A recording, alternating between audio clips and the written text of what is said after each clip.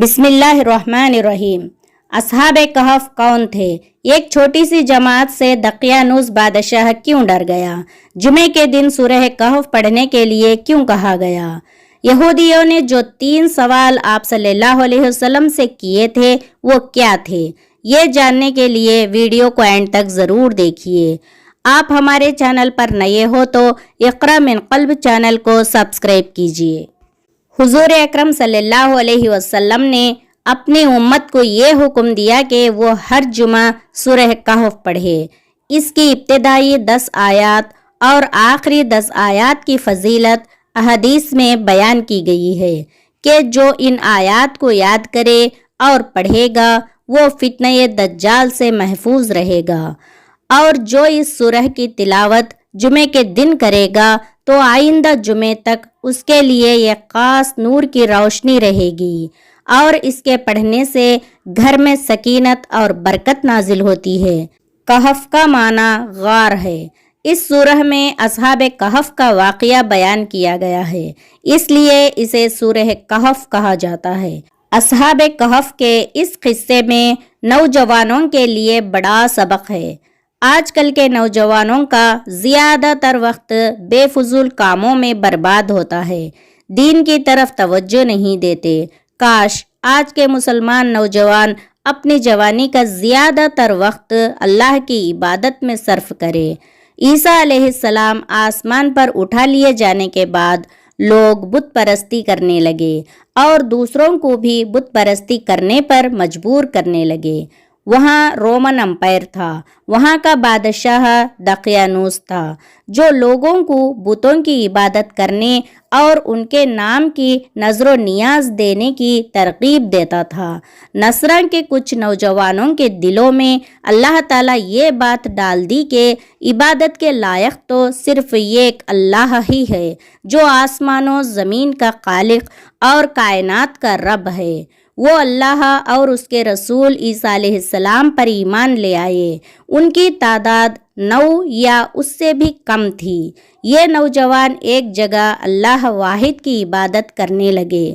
آہستہ آہستہ لوگوں میں ان کے عقیدہ توحید کی چرچا ہونے لگی۔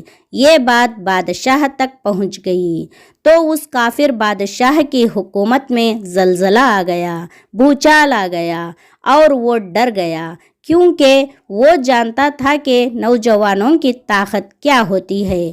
وہ کچھ بھی کر گزرنے کی صلاحیت رکھتے ہیں، اس کی سلطنت کی جڑوں کو ہلا سکتے ہیں۔ اگر وہ کچھ ضعیف لوگ ہوتے تو وہ اتنا نہیں ڈرتا، کوئی فکر نہیں کرتا، لیکن یہ تو نوجوان ہیں۔ جوانی میں وہ طاقت، وہ صلاحیت ہوتی ہے کہ کچھ صحیح ہی کیا تو وہ لوگوں کے لیے نفع بخش ہوگا، اگر کچھ غلط کر بیٹھے تو وہ لوگوں کے لیے نقصان ہوگا۔ یہاں تو یہ نوجوان اللہ واحد لا شریک پر ایمان لے آئے۔ ان کی جماعت تعداد کے اعتبار سے چھوٹی تھی، پھر بھی بادشاہ گھبرا گیا۔ انہیں اپنے دربار میں بلوا کر کہا، تمہیں اتنی مہلت دی جا رہی ہے، اگر تم اپنے نئے دین سے باز نہیں آؤ گے تو تمہیں سولی پر چڑھا دیا جائے گا۔ یہ وہی نوجوان ہیں جنہیں اصحاب کہف کہا گیا ہے۔ انہوں نے سوچا کہ ہمارے لیے ممکن ہی نہیں کہ بادشاہ کا مقابلہ کر سکے، چلو کہیں چھپ جائے، دیکھیں اللہ تعالیٰ کیا کرتا ہے ہمارے معاملے میں۔ انہوں نے بادشاہ اور اپنی مشرک قوم کے ڈر سے اپنے دین کو بچاتے ہوئے شہر سے دور ایک پہاڑ کے غار میں پناہ لی۔ کہف اس غار کو کہتے ہیں جو پہاڑ میں ہوتا ہے۔ اللہ نے ان کے کانوں پر پردے ڈال کر کانوں کو بند کر دیا تاکہ باہر کی آوازوں سے ان کی نیند میں خلل نہ پڑے۔ مطلب یہ ہے کہ اللہ نے انہیں گہری نیند سلا دیا۔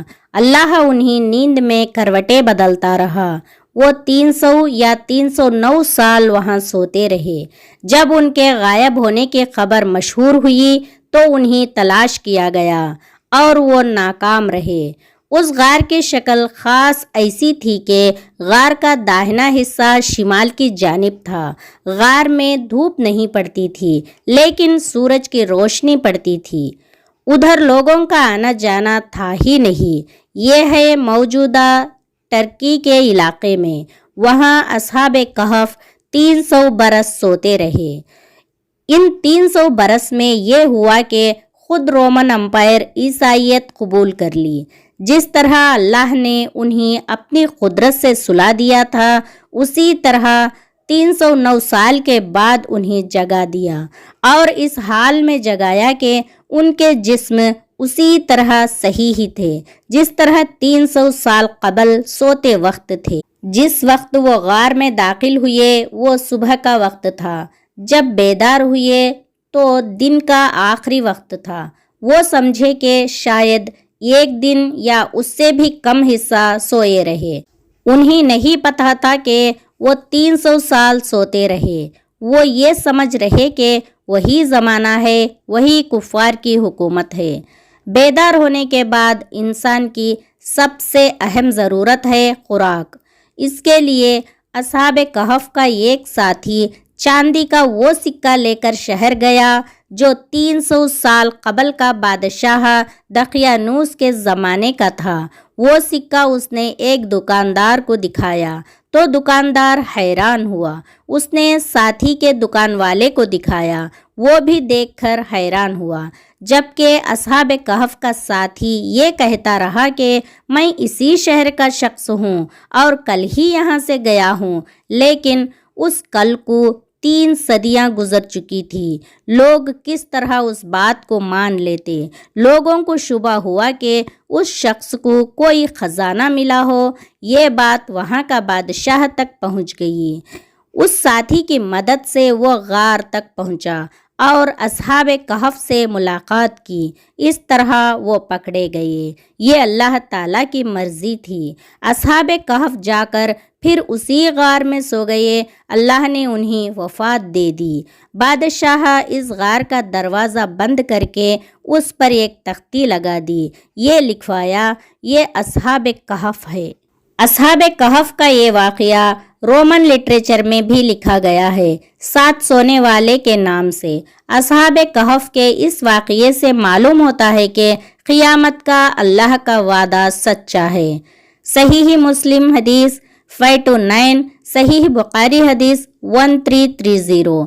नबी करीम सल्लल्लाहु अलैहि वसल्लम ने फरमाया, अल्लाह ताला यहूद व नसारा पर लानत फरमाए जिन्होंने अपने पैगंबरों की खबरों को मस्जिदें बना लिया। सहीह मुस्लिम की एक और रिवायत में है कि पिछली उम्मतों ने अपने पैगंबरों और नेक लोगों की खबरों को सजदागाहें बना लिया। खबरदार, तुम खबरों को सजदागाहें ना बनाना, मैं तुम्हें इससे रोकता हूँ। मुफस्सिरीन कहते हैं कि यहूदियों ने नबी करीम सल्लल्लाहु अलैहि वसल्लम से 3 सवालें की थी। पहला सवाल, रूह की हकीकत क्या है? दूसरा और तीसरा, असहाबे कहफ और जुल्करनैन कौन थे? कहते हैं कि यही सवालात इस सूरत के नुज़ूल का सबब बने। यहूदियों ने सवाल किया, असहाबे कहफ कौन थे? तो आप सल्लल्लाहु अलैहि वसल्लम ने जवाब दिया, असहाबे कहफ नौजवान थे।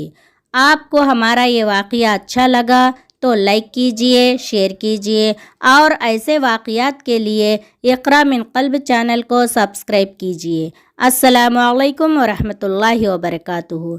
जज़ाकुमुल्लाहु खैरन कसीरा।